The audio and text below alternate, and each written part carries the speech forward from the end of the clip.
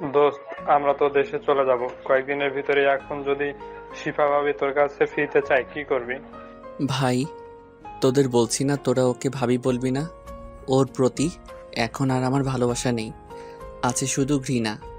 এই 4 বছর অনেক ভালো রয়েছি ওকে ছাড়া। তা তো দেখেছি, প্রতিদিন রাতে ওর কথা মনে করে কাঁদতি, এখন তাও আর কাঁদিস না? আরে ভাই বাদ দে, আমার লাইফে কোনো মেয়ের জায়গা নেই। বাকিটা জীবন আমি একা কাটাতে চাই। ভাই আসলে কি বলবো, তোর সাথে যা করেছে শিফা, তার জন্য আমরা আর কখনো রিলেশন করিনি। আরে ভাই, সিগারেট ধরা তো, সিগারেট খাবো। তারপর সিগারেট ধরিয়ে আমাকে দিল। সিগারেট টানতে থাকলাম, তখনই রুদ্র এলো। দোস্ত, আমিও তোদের সাথে বাংলাদেশে যাব। আমি তোদের বন্ধু ছাড়া থাকতে পারবো না। আমার বাবা একজন বাংলাদেশি, আমার পরিবারও বাংলাদেশেই সেটেল হয়ে যাবে। আমি বাংলা ভাষা বাবার থেকেই শিখেছি। ও তাহলে তো ভালোই হলো, আমরা বন্ধুরা একসাথে দেশে গিয়েও থাকতে পারবো নে। সিগারেট নে বলেই সিগারেট দিলাম। আচ্ছা লিমন, তোদের এই দেশে আসার কারণটা নাকি অনেক কষ্টের। আজকে আমাকে বল প্লিজ, তোদের এই দেশে আসার কারণটা বল। আমার মন খারাপ হয়ে গেল। সিয়াম রুদ্রকে ইশারায় থামতে বলল। আচ্ছা রুদ্র, চল ওইদিকে হেঁটে আসি। থাম ভাই তোরা, ওকে সবটা বলা উচিত। ও আমাদের বন্ধু, এতদিন লুকিয়েছি সেটাই অনেক। লিমন প্লিজ ভাই, মনে করার দরকার নেই কালো অতীত। ভাই আমি জানি তোরা আমার কষ্ট সহ্য করতে পারস না, তেমনি রুদ্ররও জানার অধিকার আছে, কারণ ও আমাদের বন্ধু। তবুও থাক পার্থ, আমি আজকে রুদ্রকে বলি কিসের জন্য নিজের দেশ ছেড়ে আজ আমরা এই দেশে পড়াশোনা করি। থাক, বলতে দেখি। শোন তাহলে, আমার এসএসসি পরীক্ষা শেষ হলো, তাই পরের দিন সকালবেলা ঘুমাচ্ছি। ওই ওঠ, তোকে মা ডাকছে, তাড়াতাড়ি ওঠ। আজকে এত তাড়াতাড়ি ঘুম থেকে উঠতে পারবো না, এতদিন পরীক্ষার টেনশনে ঘুমাতে পারিনি। আরে শোনা ভাই, তোর তো আরো ঘুমানোর সময় আছে। আগে মায়ের কথা শুনে আয় কি বলে। জানিস তো মা রাগ করলে কি হবে। ধ্যাত্তেরই ভালো লাগে না, একদিকে বাবার প্যারা আবার মায়ের প্যারা, যে কোনো একজন তো একটু শান্ত প্রকৃতির হবে, তা না হয়ে দুজনেই রাগী। বলেই মন খারাপ করে বিছানা থেকে উঠলাম। আচ্ছা যা, ফ্রেশ হয়ে আয়, মায়ের কাছে আমি যাচ্ছি। দিয়া একা রান্না করতেছে বলেই চলে গেল। আমি ফ্রেশ হতে গেলাম, ফ্রেশ হতে হতে পরিচয়টা দিয়ে নেই। আমি আতিক আহসান লিমন, বাবা মায়ের তৃতীয় ছেলে। বড় 2টা ভাই আছে, বাবা বিজনেসম্যান, বড় 2 ভাই বিবাহিত। এই নিয়ে আমাদের পরিবার। যাই হোক, আমি ফ্রেশ হয়ে নিচে গেলাম মায়ের কাছে। আম্মু আমায় ডেকেছো? ডেকেছি। তোর মামা যেতে বলেছে, তাদের বাসায় যেতে বলেছে। কেন? আমার ভালো লাগতেছে না, আমি যাব না। আরে তোর পরীক্ষা শেষ, এখন কি সমস্যা? আর তোর মামি কিন্তু রাগ করবে না গেলে। কতদিন ধরে যাস না? তোমাদের এখানে থাকবো না, যাও। আমার মামি ভালো, আমাকে ঘুমাতে দিবে ঠিক মতো। আচ্ছা যা তাহলে। খেতে দাও, কিছু খেয়ে যাব। বাসা তো আর বেশি দূরে নয়, পাশেই, হেঁটে যেতে 10 মিনিট লাগবে। খেতে হবে না, তোর মামি তোর জন্য রান্না করেছে, যা তাড়াতাড়ি। দূর ভাল লাগে না, আর থাকবোই না তোমাদের বাসায়। বলেই বের হলাম মামিদের বাসার উদ্দেশ্যে। দোকান থেকে একটা চিপস কিনে খেতে লাগলাম, সাথে একটা কোক নিয়ে হাঁটতে লাগলাম। চিপস খাওয়া শেষে কোক খুললাম, মুখখাটটা ছুঁড়ে মারলাম, পড়ল গিয়ে একজনের নাকে। আমি সেদিকে না তাকিয়ে হাঁটতে লাগলাম। ওই স্যামরা দাঁড়া, তুই আমার নাকে মুখা মেরে আবার হাঁটছিস? আমি মেয়েটার দিকে তাকিয়ে অবাক। হিজাব পরার সাথে নিকাব, টানা টানা চোখ দুটো দেখা যাচ্ছে, চোখে গাঢ় কালো কাজল, যার জন্য চোখ দুটোর মায়ায় পড়ে গেলাম। কোথায়? আমি তো দেখিনি। সরি, হয়তো ভুলে পড়েছে। আমার এই কথা শুনে মেয়েটা ঠান্ডা হয়ে গেল, ভালোই হয়ে। আমি এমনিতে মেয়েদের ভয় পাই। একদিন একটা মেয়ের সাথে ঝগড়া করেছি, মেয়েটা রাস্তায় বসে ঝগড়া করছিল, তার উপর বাসায় এসেও নালিশ দিছিল। সেটা শুনে আমার মাদার কি মাইরটাই না দিছিল। আর বাবার রাগ দেখলেই তো ভয় আমার কাজ হয়ে যায়। তখন থেকে মেয়েদের ভয় পাই। যাই হোক, গল্পে আসি। আচ্ছা তাহলে এরপর থেকে চোখ কান খোলা রেখে কাজ করবেন, না হলে মেয়েরা আপনার নাক ফাটিয়ে দিবে। এই যে শুনুন। মেয়েটা দাঁড়িয়ে পিছনে ফিরল। হ্যাঁ বলুন। আপনার এত রাগ মানায় না, আপনার চোখ দুটো অনেক সুন্দর। কি বললি? দাঁড়া, এমনিতেই একটা বাদর আনতে যাচ্ছি। সামনে আবার আরেকটা পড়েছে। না না কিছু না বলেই দৌড়ে মামার দিকে গেলাম। কোকটা শেষ করে বাসার সামনে দাঁড়িয়ে কলিং বেল বাজালাম। মামা দরজা খুলে দিল। আরে লিমন, এসে পড়েছিস? তোকে আনতে তোদের বাসায় শিফা গেল। কি শিফা আসলো কবে? আর আমাকে আনতেই বা যেতে হবে কেন? আমি তো একাই আসতে পারি। আসলে শিফা ওর দাদা বাড়ি থেকে পড়াশোনা করেছে এতদিন। তা তো দেখতেই পাচ্ছি। এই 1 মাসে একবারও বাসায় আসিসনি। ভিতরে গিয়ে দেখ তোর মামি তোর কি অবস্থা করে। আচ্ছা দেখতেছি বলেই ভিতরে ঢুকে মামিকে খুঁজতে লাগলাম। দেখলাম রান্নাঘরে রান্না করতেছে। অনেক শুকিয়ে গেছিস। তারপর মামি খাইয়ে দিতে লাগলো। তখনই কলিং বেল বাজলো। মামা গিয়ে দরজা খুলে দিল। মামি কে এসেছে? এভাবে ডাকাডাকি করতেছো কেন? শিফা এসে গেছে মনে হয়। থাক বাবা, ও যা করার করুক, তুই খাবার খা তো।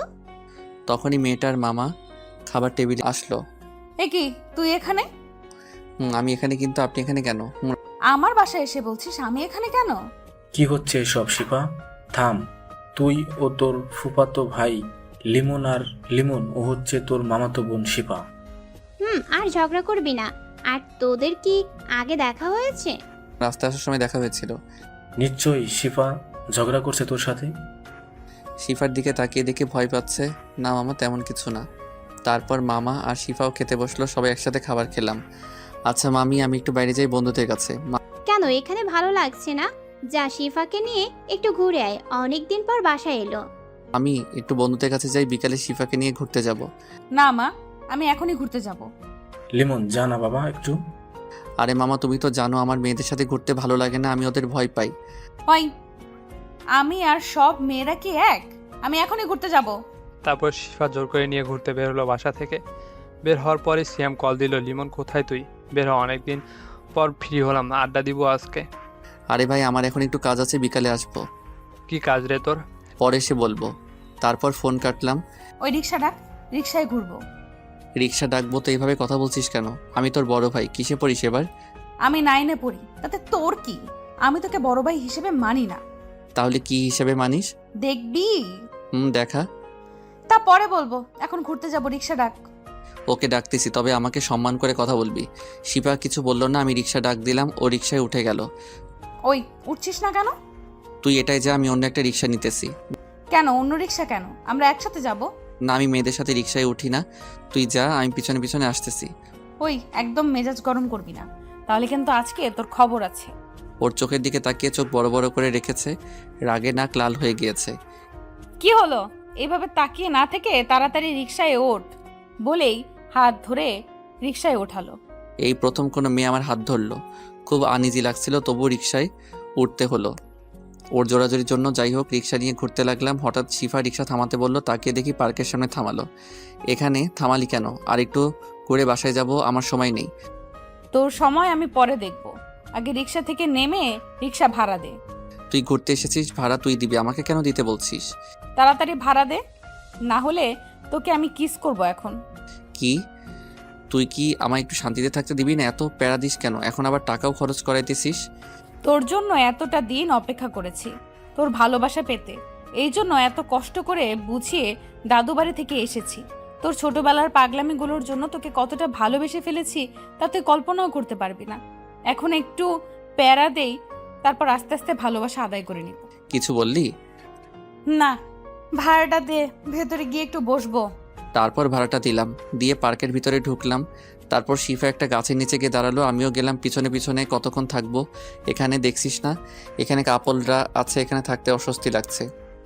চুপ, বেশি কথা বলিস কেন? এখানে কি সব কাপলরাই আসে? দেখছিস না কত সিঙ্গেলরাও আড্ডা দিচ্ছে। তবে আমার ভালো লাগছে না এখানে। আবার ওই কথা? যা তো আইসক্রিম নিয়ে আয়, আইসক্রিম খাবো। কি? আবার আইসক্রিম এনে খাওয়াতে হবে? যা তাড়াতাড়ি। আচ্ছা যাচ্ছি। তারপর একটি দোকানে গেলাম, সেখানে গিয়ে একটা সিগারেট ধরিয়ে খেতে লাগলাম। খাওয়া শেষে শিফার জন্য আইসক্রিম আর আমি একটা কোক নিয়ে শিফার কাছে গেলাম। কোক খেতে খেতে ওর হাতে আইসক্রিমটা দিলাম।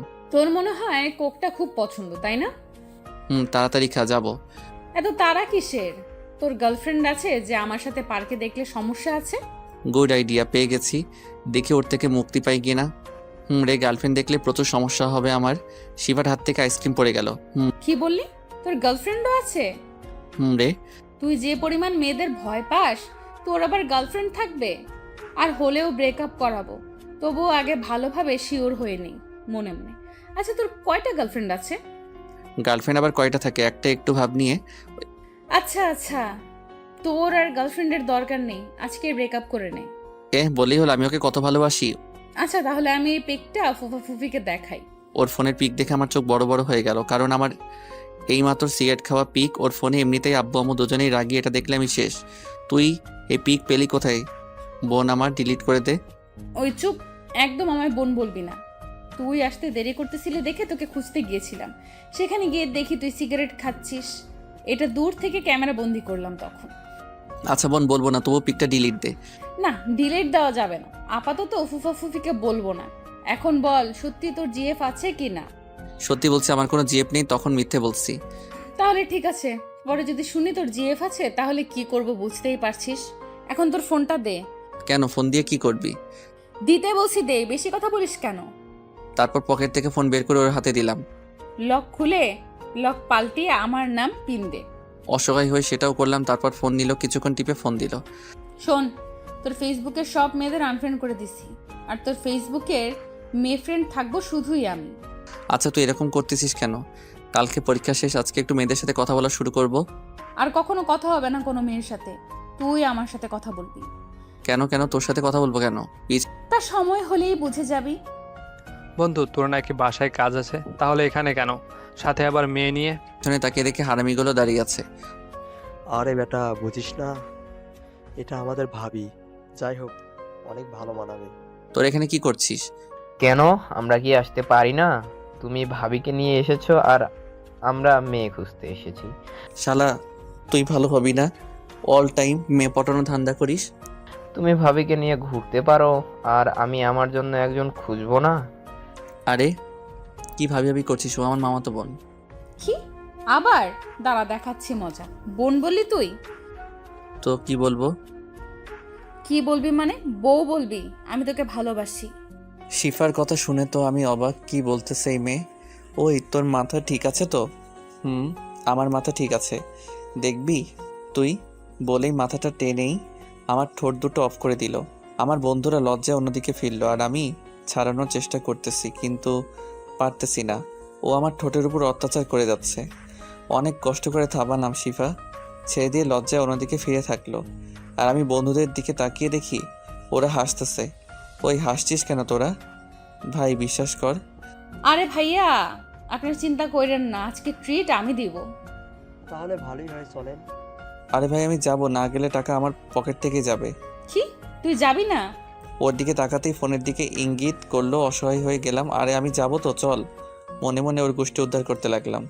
আরে ভাই, এত তাড়াতাড়ি না গেলে হয় না?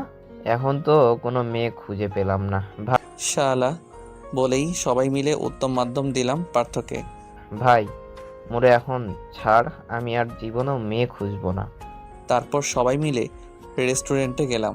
শালারা খেতে লাগলো ইচ্ছে মতো, আমি শুধু আমার টাকার চিন্তা করছি। যাই হোক, খাওয়া শেষে বিল আমারই দিতে হলো। বন্ধুদের বিদায় দিয়ে শিফাকে নিয়ে চলে গেলাম মামাদের বাসায়। আচ্ছা তাহলে এখন যা বাসায়, আমি বাসায় যাব এখন। কি, এখন যাওয়া যাবে না? তোকে না আম্মু খেতে যেতে বলছে? না হলে আম্মু তোকে কি বলবে তা তো তুই বুঝিসই। আচ্ছা চল তাহলে। তারপর ভিতরে গেলাম, সবাই একসাথে খাওয়া দাওয়া করলাম। মামিদের বাসায় আসলেই খাইয়ে দেয়, সে আমাকে তার নিজের ছেলে মনে করে, আদর করে। খাওয়া দাওয়া শেষে রেস্ট নিব, বাট সিগারেট খেতে ইচ্ছে করলো, তাই ছাদে গেলাম। কারণ দুপুরের সময় মামা মামি ছাদে আসে না, তো শান্তিতে সিগারেট ধরিয়ে টানতে লাগলাম। তখনই শিফা এসে হাত থেকে সিগারেটটা ফেলে দিল। এ কি, এটা ফেলে দিলি কেন? কি ছাইপাস খাস এগুলো? এগুলো স্বাস্থ্যের পক্ষে ক্ষতিকারক, তা তো জানোসই, তবুও খাস কেন? আরে সমস্যা হবে না বলি আরেকটা ধরাতে লাগলাম। ওই একদম সিগারেট খাবি না, আর খেলে তোর অবস্থা খারাপ করে দিব। আরে আমি খেলে তোর সমস্যা কি? বোন আমার, একটা সিগারেট খেতে দে। কি, আমি তোর বোন হই? থাপড়ায় সব দাঁত ফালায় দিমু। আর তোকে তো সিগারেট খেতে দেওয়াই যাবে না, ঠোঁটগুলো পুড়ে যাচ্ছে। আরে পুরুক, একটু কালো হলে সমস্যা নেই। চুপ কর, বলছি না এসব খাবি না। দরকার হলে অন্য কিছু দিব, তবুও খাবি না। কি দিব? তুই বলার সাথে সাথেই আমাকে ধরেই আমার ঠোঁটের উপর অত্যাচার শুরু করে দিল। অনেক কষ্ট করে ছাড়ালাম। কি হচ্ছে এসব শিফা? এগুলো অনেক খারাপ। তুই আমার বোন হস। আমি তোর মামাতো বোন, আপন বোন না। আমি তোকে ভালোবাসি।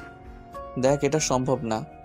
সম্ভব কিনা তা আমি বুঝে নিব, বাট তুই আর সিগারেট খাবি না। আমি ওই পোড়া ঠোঁটে কিস করতে পারবো না।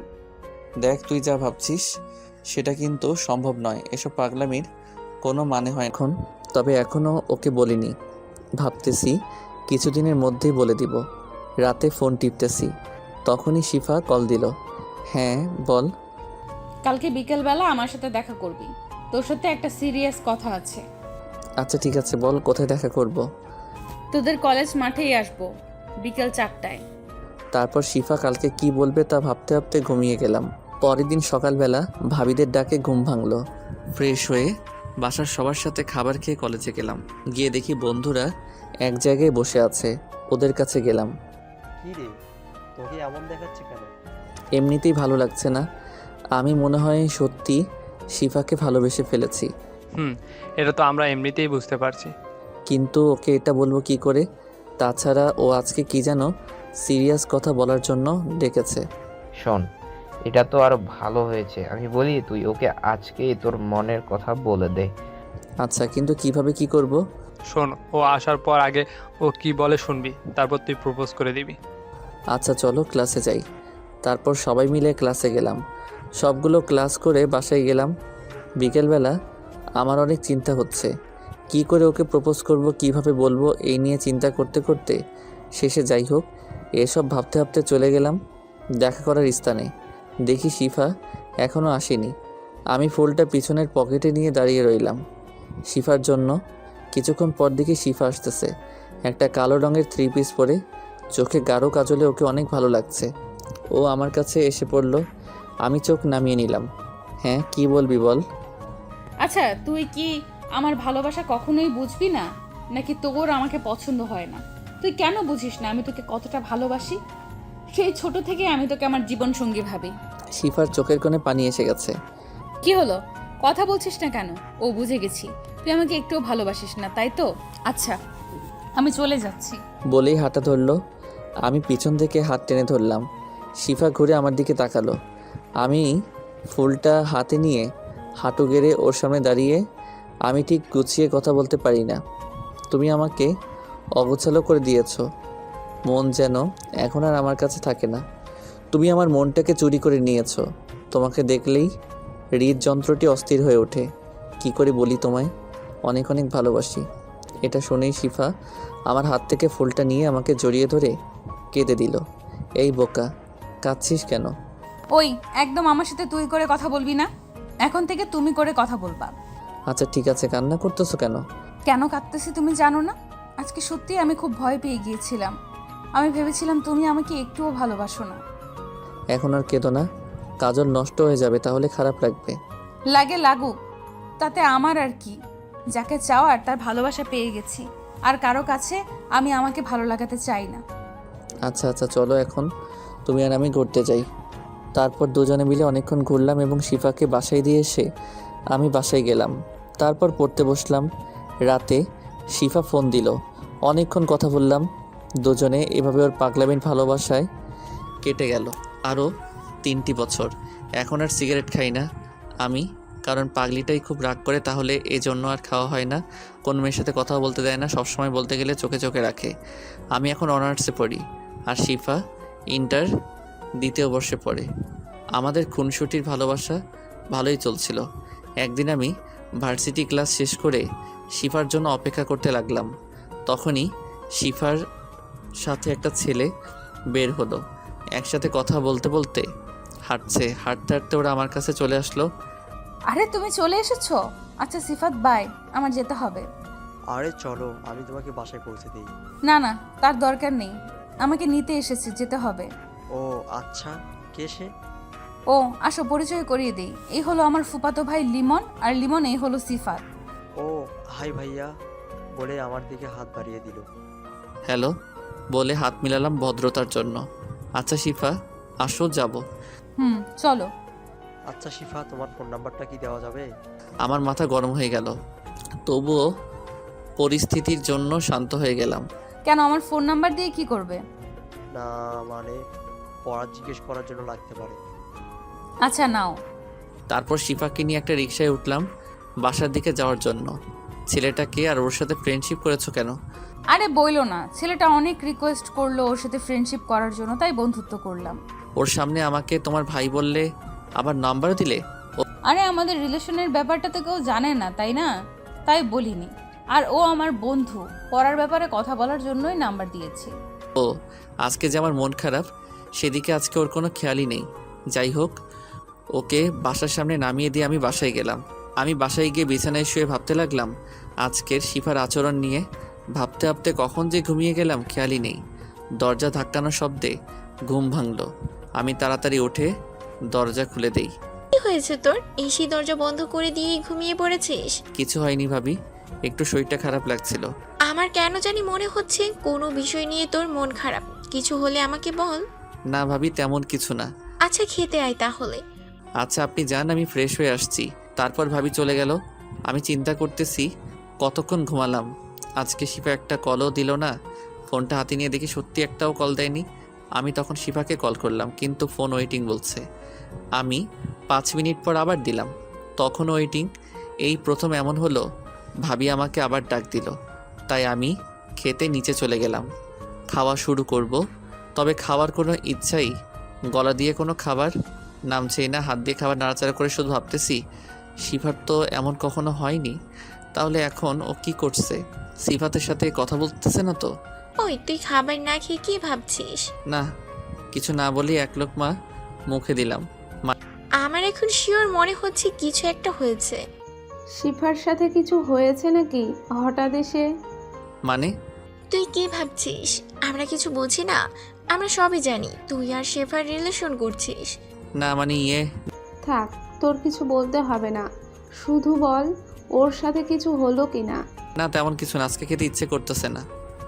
আচ্ছা, তারপর অল্প খাবার খেয়ে রুমে আসলাম। এসে ফোনটা হাতে নিয়ে শিফাকে কল দিলাম।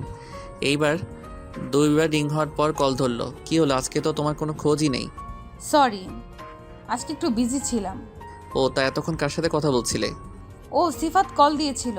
আজকে আমাদের ক্লাসের যারা ফ্রেন্ড আছি তারা সবাই মিলে গ্রুপ স্টাডির জন্য, তাই এখন ওখান থেকে সবাই আড্ডা দিব আর পড়ালেখাও করব।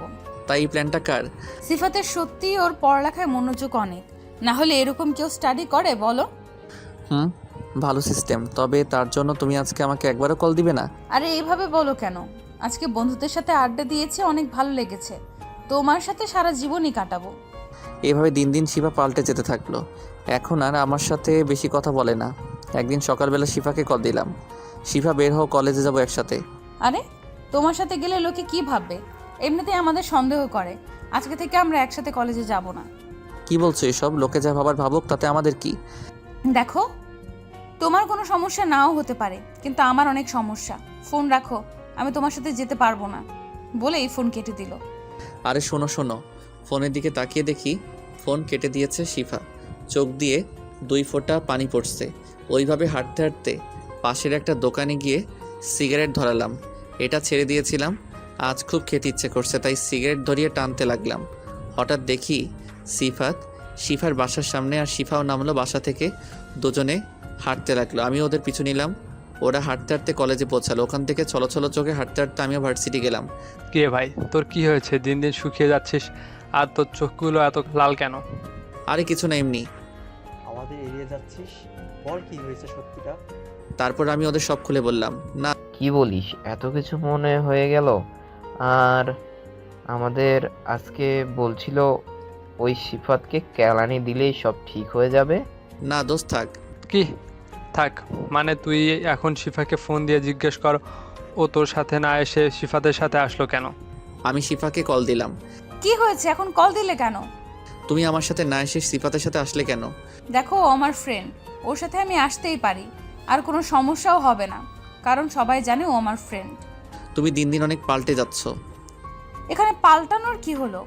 তুমি এসব আজাইরা কথা বলার জন্য আমাকে ফোন দিবা না বলে ফোন কেটে দিলাম। এভাবে চলে গেল 6 মাস। এখন আর শিফা নিজে থেকে একেবারেও কল দেয় না। প্রতিদিন আমি কল দিই, তাও আবার কম কথা বলে। আমার সাথে সবসময় বিরক্তিভাব নিয়ে কথা বলে। ওর জন্য প্রতিদিন রাতে চোখের পানি ফেলতে হয়। খাওয়া দাওয়া তো একদিনও হয় না ঠিক মতো। একদিন রাতে ফোন দিলাম শিফাকে, কি হলো? এত রাতে তুমি কল দিলে কেন? বুঝতে পারছো না আমি পড়তেছি, সামনে আমার পরীক্ষা? তোমার মাথায় কি একটুও কমন সেন্স নেই? এভাবে বলো না, আজকে একটু কথা বলে আমার ঘুম আসছে না। তোমার ঘুম না আসলে আমি কি করব? ঘুমের ওষুধ খেয়ে তারপর ঘুমাও, আমাকে জ্বালিও না। কিন্তু খাবার কোনো ইচ্ছে থাকে না। যাই হোক, কলেজে পৌঁছালাম, বন্ধুরা দেখে আমার কাছে আসলো। কি রে, এত দেরি হলো কেন? ঘুম থেকে উঠতে দেরি হয়ে গেছে। না ভাই, এখন আমাদের কিছু একটা করতেই হবে। ওই সিফাত আসার পর থেকেই যত ঝামেলা এসেছে তোদের মাঝে। ওকে একটু শাসাতে হবে। ভাই বাদ দে, থাক। আমি চাই শিফা ভালো থাকুক, ও আমার দ্বারা বিরক্ত না হয়। তাই বলে তোকে কষ্ট দিবে? চল শিফাদের কলেজে যাই, ওকে দেখতে ইচ্ছে করছে। আচ্ছা চল, সিফাতকে পেলে ওকেও একটু বুঝিয়ে আসবো। তারপর আমরা শিফাদের কলেজের সামনে গেলাম। ওখানে গিয়েই মাথা গরম হয়ে গেল, কারণ সেখানে গিয়ে দেখি শিফার সামনে হাঁটু গেড়ে শিফাকে প্রপোজ করতেছে। আমি কাছে গিয়েই সিফাতকে একটা লাথি মারলাম। সিফাত ছিটকে দূরে গেল। শিফা ভাবতে পারেনি আমি এখানে এসে এমন কাণ্ড করব। আমি সিফাতকে ইচ্ছে মতো মারতে লাগলাম। হঠাৎ করে শিফা এসেই, কি পেয়েছো কি তুমি? ও প্রপোজ করলেই কি আমি অ্যাকসেপ্ট করতাম? তোমার জন্য এখন আমার নামই প্রিন্সিপালের কাছে কিনে নালিশ? আমাকে কি একটু শান্তিতে থাকতে দিবা না? তুমি কেন আমায় এত প্যারা দাও? তোমাকে আর আমি আমার লাইফে চাই না, থাকো তুমি। তুমি আর তোমার এই মুখ আমার সামনে দেখাবা না।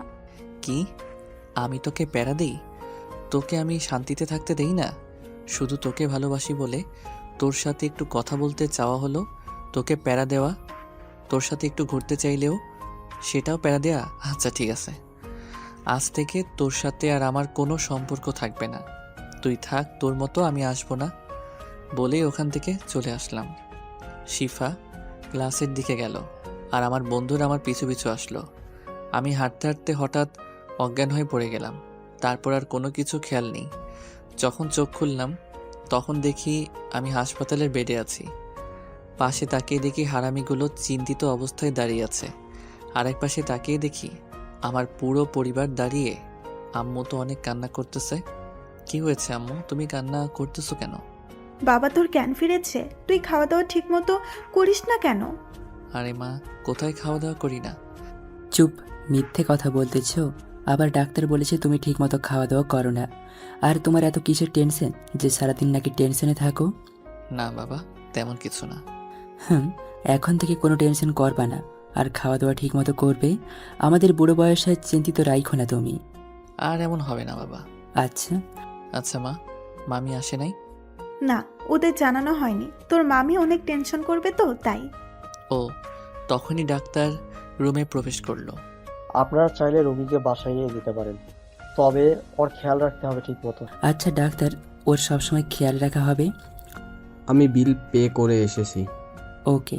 পর আমাকে বাসায় নিয়ে আসা হলো। বন্ধুদেরও বাসায় পাঠিয়ে দিয়েছি। ওদেরকে বিকেলে আসতে বলেছি দেখা করতে।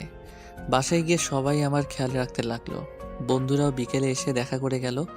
মুখে শুকনো হাসি রেখে কথা বললেও ওরা আমার ভিতরের কষ্টটা ঠিকই বুঝতে পারছে। ওরা আর কি করবে, ওরা আমাকে নানাভাবে শিফাকে ভুলে থাকতে বুঝিয়ে চলে গেছে। ওরা চলে যাওয়ার পর ভাবিরা রুমে আসলো। কিছু বলবেন আপনারা ভাবি? কেন, আমরা এমনিতে আসতে পারি না নাকি? না তা না, এমনি একা থাকতে ইচ্ছে করছে। তুই আমাদের আজকে একটা সত্যি কথা বলবি ভাই? হ্যাঁ, কি জানতে চান বলুন। সত্যি করে বল তো, শিফার সাথে কিছু হয়েছে কিনা? আমি চুপ হয়ে গেলাম। কি হলো বল ভাই, কেন তোর এই অবস্থা? নিশ্চয়ই কোনো বিষয় নিয়ে কষ্ট পাচ্ছিস। এখনো নিশ্চুপ? কি হলো বলছিস না কেন?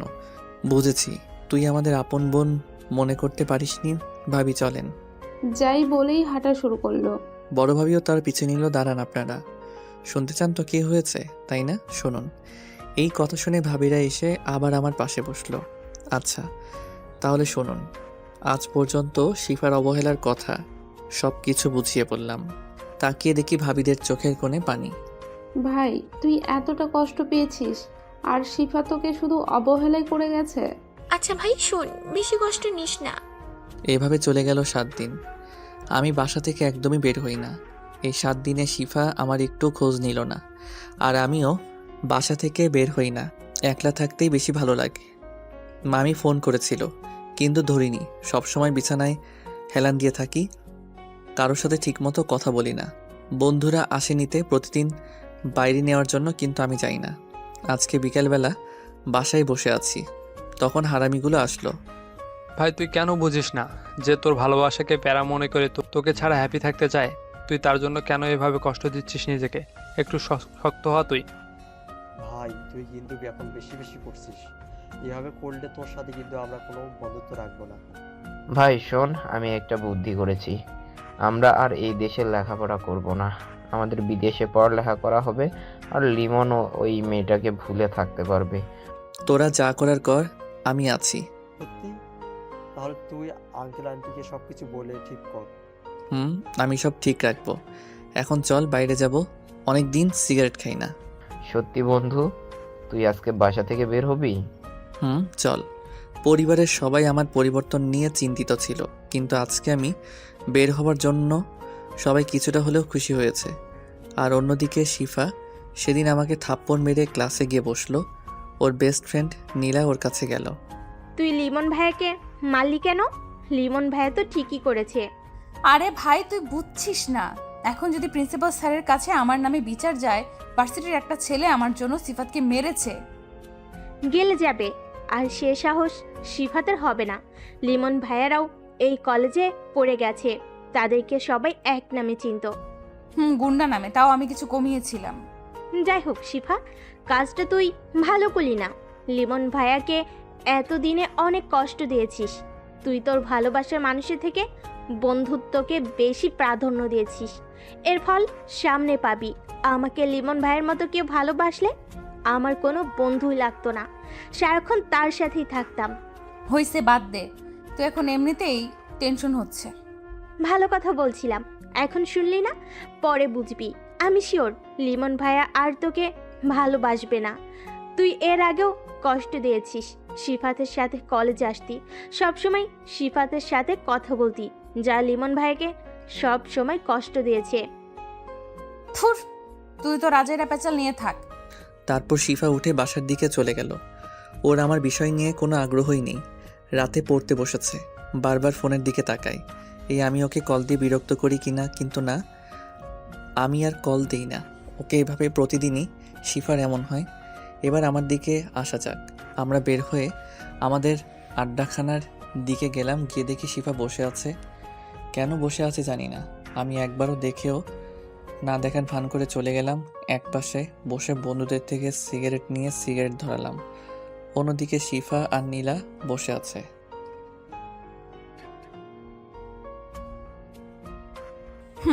অনেক শুকিয়ে গেছে, আবার সিগারেট খাওয়া শুরু করে দিয়েছে, দেখেছিস? দাঁড়া, ওর একদিনকে আজকে আমার একদিন বলে আমার দিকে আসতে শুরু করলো। আমি বসে বসে সিগারেট টানতেছি, তখনই শিফা আসলো। ওই, তুমি আবার সিগারেট ধরেছো কেন? তোমার সিগারেট খাওয়া মানা? সিয়াম, আমি তোদের জন্য আজকে বের হইছি। তোরা ওকে সরা এখান থেকে, না হলে কিন্তু আমি আবার বের হওয়া বন্ধ করে দেব। ওই সেমরি, যা এখান থেকে। আমার বন্ধুকে তিলে তিলে অনেক কষ্ট দিয়েছিস, আর কেন এসেছিস এখানে? যা এখান থেকে। শিফা ভয়ে আর অপমানে ওখান থেকে চলে গেল। আমরা আড্ডা দেওয়া শুরু করলাম। অন্যদিকে শিফা ওখান থেকে নীলার কাছে গেল। আমি জানতাম এমনই হবে, যে তোকে প্যারা দেই। আজকে তুই তার কাছে গেলি কেন? তুই জানিস ওকে আমি প্রচুর ভালোবাসি। এই কয়দিনে যখন লিমন আমায় কোনো কল দেয় না, কোনো খোঁজ নেয় না, তখন আমি বুঝতে পেরেছি আমি ওকে কতটা কষ্ট দিয়ে ফেলেছি। এর জন্য আমি সিফাতের সাথেও এখন কথা বলি না। আমার কোনো বন্ধু লাগবে না, আমি শুধু লিমনকেই চাই। তার হবে না, লিমন ভাইয়া আর তোকে মেনে নিবে না। দেখলি না, তোকে তার বন্ধুদের দিয়ে অপমান করালো। তা দেখা যাবে। 10 দিন পর লিমনের জন্মদিন, ওই দিন ওকে সারপ্রাইজ দিয়ে ওর পায়ে ধরে ক্ষমা চাইবো। আমি জানি ও আমাকে এখনো ভালোবাসে। দেখলি না, নিজে কিছু না বলে বন্ধুদের দিয়ে বলিয়েছে। আচ্ছা দেখ, তবে এই 10 দিন কি করবি? এই 10 দিনের সারপ্রাইজ রেডি করব আর খেয়াল রাখবো ওর। ও তাই? তাই। তুই কি মনে করেছিস আমি ওর খেয়াল এতদিন রাখিনি? আমি ওর বাসার সামনেই দাঁড়িয়ে থাকি। বিকেলে ওর সামনাসামনি যেতে ভয় লাগে, তাই সকালেও থাকি মাঝে মাঝে শুধু ওকে দেখার জন্য। আচ্ছা, তবে সারপ্রাইজটা ভালো রাখিস। এখন বাসায় চল। আচ্ছা চল, বলেই ওরা দুজনের বাসায় চলে গেল। এদিকে আমরা আড্ডা দিচ্ছি। আজকে সিগারেটটাকে একটু বেশি আপন মনে হচ্ছে। সিগারেট টানতেছি আর ভাবতেছি ওকে তো আমি ভুলে যেতে চাই, এখন আর ও নিজেও তো মুক্ত হতে চেয়েছে, আবার কেন আমার উপর অধিকার দেখাতে আসছে? হয়েছে ভাই, এখন বাদ দে।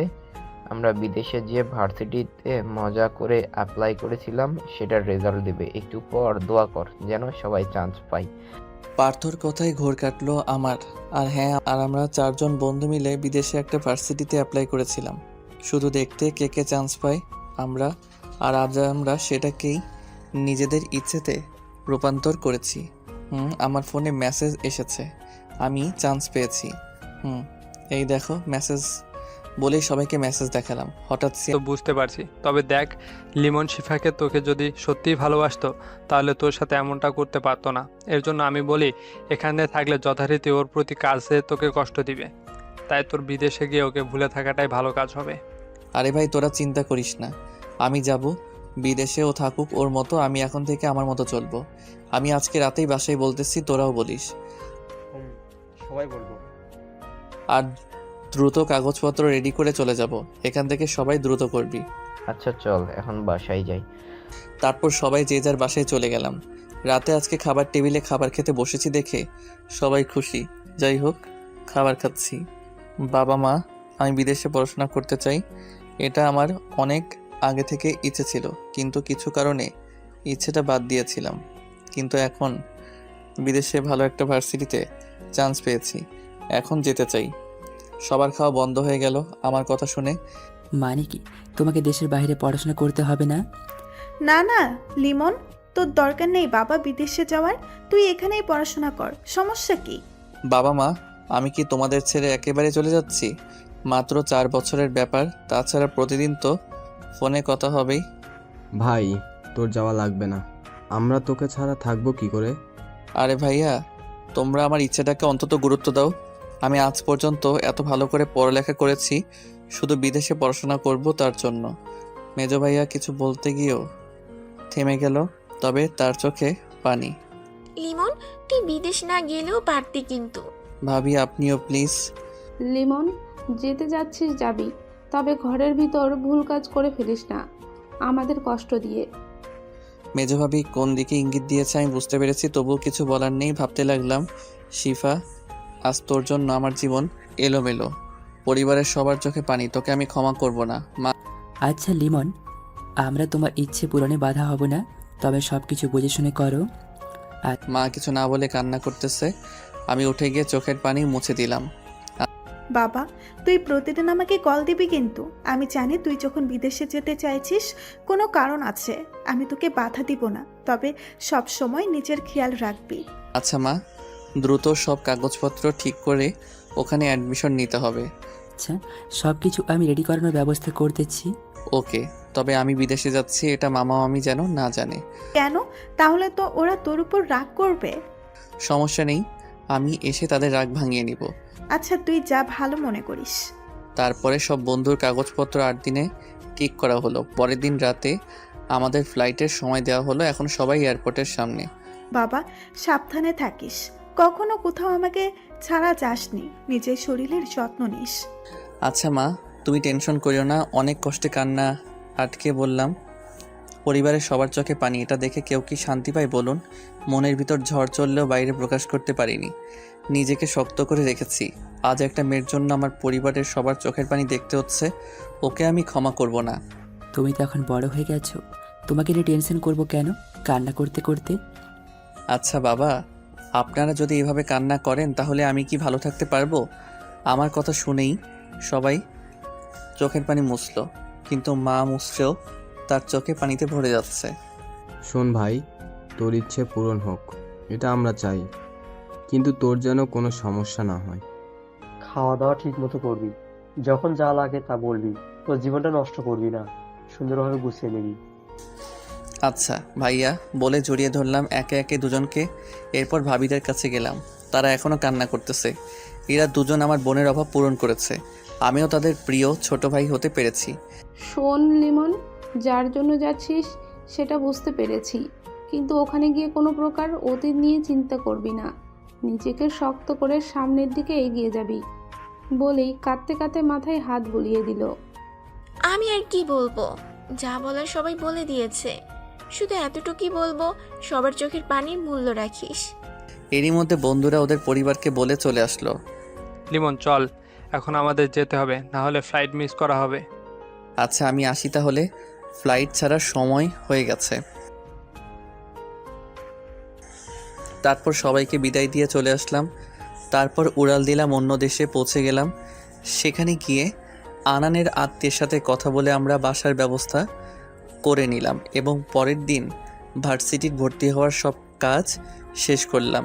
এদিকে আমি যেদিন চলে এসেছি সেদিন রাত 11:30টার দিকে শিফা বাসায় গেল।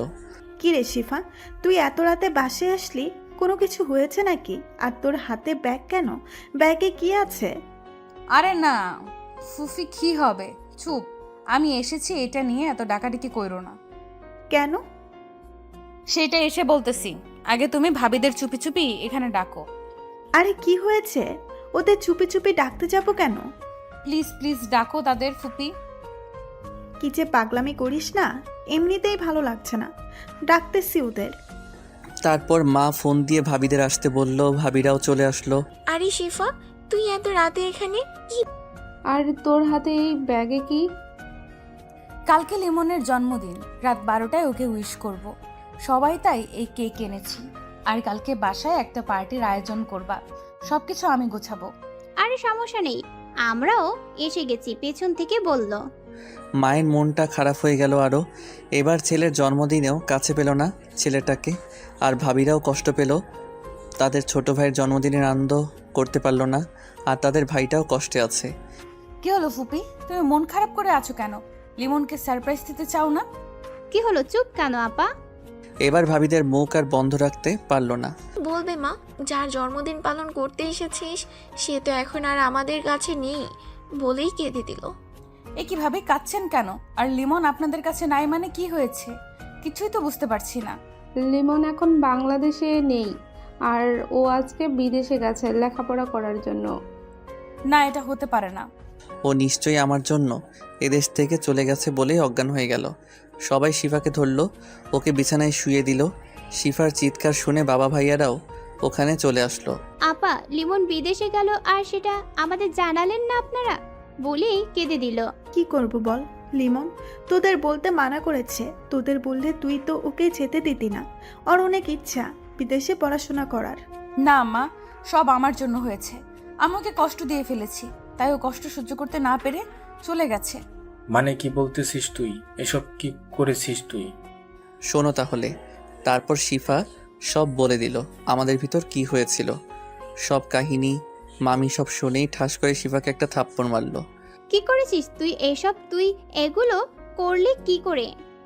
ভাবিরা শিফাকে ওখান থেকে সরিয়ে তাদের কাছে নিল।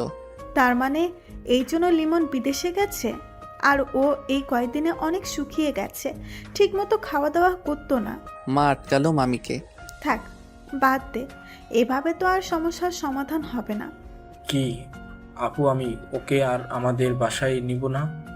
ওর জন্য আজকে আমার সোনার টুকরা ছেলেটা নেই এখানে। আচ্ছা, তোর বাসায় ওর থাকতে হবে না, ও আজকে থেকে আমার কাছে থাকবে। কি, থাকবি তো? শিফা কিছু না বলে শুধু কান্না করতে লাগলো। কি বলছো আপা? ও এত কিছু করেছে, তারপরেও তুমি ওকে তোমার কাছে রাখবা? রাখবো। ও ভুল করে ফেলেছে, আর ভুল ওকে শুধরানোর সুযোগ দিলাম। ওকে, যা ভালো বোঝো করো ওকে, আমি আর কখনোই আমাদের মেয়ে ভাববো না বলেই মামা মামি চলে গেল বাসা থেকে। এদিকে আমি ওখানে গিয়ে খাওয়া দাওয়া ঠিকমতো করি না। সবসময় শিফার করা অবহেলাগুলো মনে পড়ে, ওর জন্য প্রতিনিয়ত কাঁদি। তো একদিন হারামিগুলো নিয়ে এক জায়গায় বসালো। লিমন, তুই কি একটা মেয়ের জন্য নিজেকে শেষ করে দিবি? আমি ওর দিকে তাকালাম। শোন লিমন, তুই যদি এভাবে একটা মেয়ের জন্য নিজের জীবনটা নষ্ট করে দিস, তাহলে তোর বাবা মায়ের কি হবে?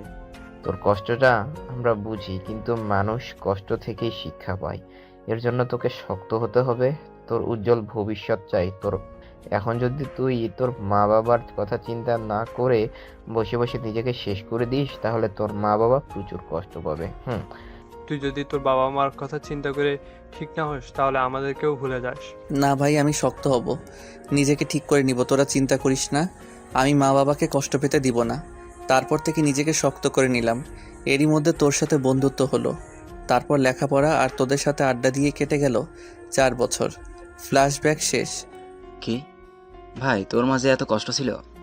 এখন বাদ দে, চল ঘুরে আসি সবাই। কালকে তো বাংলাদেশে চলে যেতে হবে।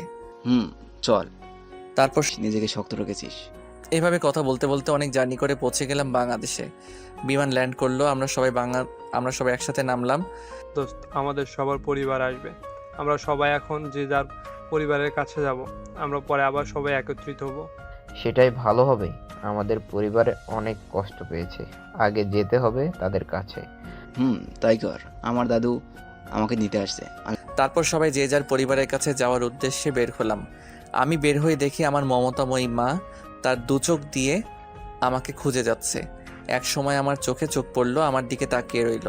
তার চোখ জোড়া ভিজে যাচ্ছে। আমি সেটা দেখে দ্রুত হেঁটে মায়ের কাছে গেলাম। আমার মা আমাকে জড়িয়ে ধরে কেঁদে দিল। বাবা, তুই এসে গেছিস? এই 4টা বছর আমার বুকটা সব সময় তোর জন্য হাহাকার করেছে। এই তো মা, এসে গেছি, আর যাব না কোথাও। তোমাকে ছেড়ে কেঁদো না, আর তোমার চোখের পানি ফেলতে দিব না। আমি জানি, তুই তো আমার লক্ষ্মী ছেলে। আমি আম্মুকে ছেড়ে আব্বুর কাছে গেলাম, তার চোখেও পানি। আমি যেতেই সেও আমাকে জড়িয়ে ধরলো। বাবা, আমি এসে গেছি, আর কান্না করবা না। না বাবা, আমি কোথায় কান্না করছি, খুশিতে চোখে পানি এসে গেছে।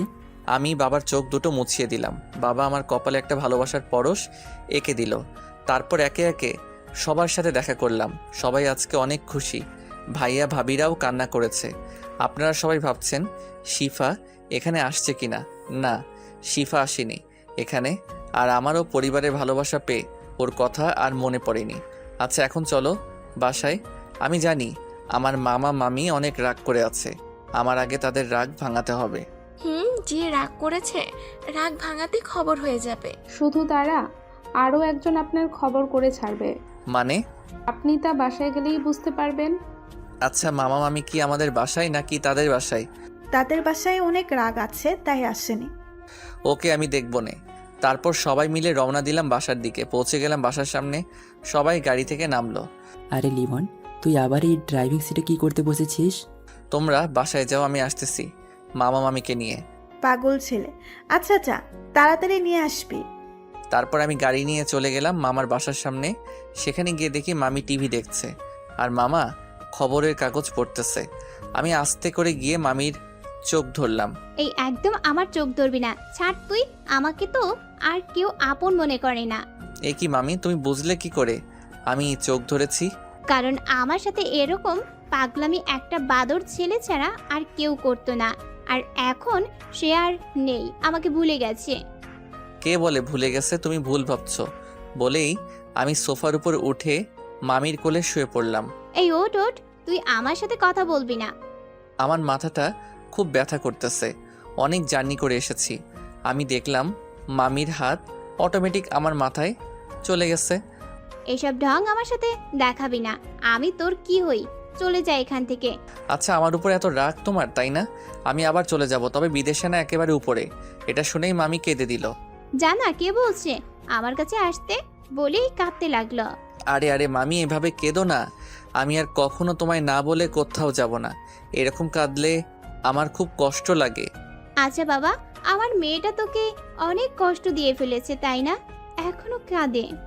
আরে না মামি, তুমি চিন্তা কইরো না। তোমার ছেলের সব কষ্ট ঘুচে গেছে। কারণ কারো 2টো মা থাকলে আর কাউকে জীবনে প্রয়োজন হয় না। তাদের ভালোবাসায় সারা জীবন নিঃসন্দেহে সুখে থাকা যাবে। আচ্ছা বাবা, এখন আমি তোর জন্য রান্না করব আর তুই বসে থাকবি, আমি খাইয়ে দিব। না না, এখন রান্নাঘরে যেতে হবে না। আমি এয়ারপোর্ট থেকে ডাইরেক্ট তোমাদের নিতে এসেছি আমাদের বাসায় যাওয়ার জন্য। তুমি রেডি হও, আমি মামার রাগ ভাঙিয়ে নেই। দেখছো না, বারবার আর চোখে তাকাচ্ছে, আর চোখ ভিজিয়ে ফেলেছে অলরেডি। আচ্ছা বাবা, তুই তোর মামার কাছে যা, আমি রেডি হচ্ছি। মামি চলে গেল রেডি হতে। আমি গেলাম মামার কাছে। আজকে খবরের কাগজে কি লেখা আছে? মামা কোনো কথা বলছে না, তার মন এখন পুরোটাই খবরের কাগজে।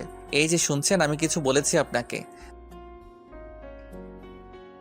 আমি এবার মামার চোখ থেকে চশমাটা খুলে নিলাম, কারণ মামার চোখে অনেক সমস্যা। ছোটবেলায় মামা আমার কথা না শুনলেই চশমা খুলে নিতাম, তারপর যা বলতাম সব করতো। আমার চশমা দে বলেই চোখ ভিজিয়ে ফেললো। আমি এখানে আমার মামার কাছে এসেছি বলেই চোখ মুছিয়ে দিলাম। আমার কোনো ভাগ্নে নেই, আগে ছিল একজন, তবে সে আমাকে ভালোবাসে না।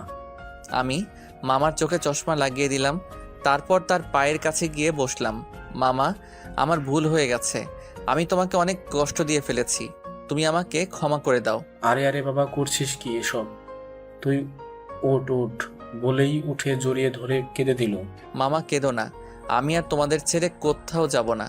আরে বোকা, আমি সেজন্য কাঁদছি না, আমি কাঁদছি তুই আমার মেয়ের জন্য কতটা কষ্ট পেয়েছিস। আরে মামা বাদ দাও ওইসব, আমি এখন একা থাকতে শিখে গেছি, আমার আর কাউকে প্রয়োজন নেই। বাবা, জীবন যুদ্ধে অনেক কঠিন সময় নিজেকে শক্ত রেখে এই যুদ্ধ করতে হয়।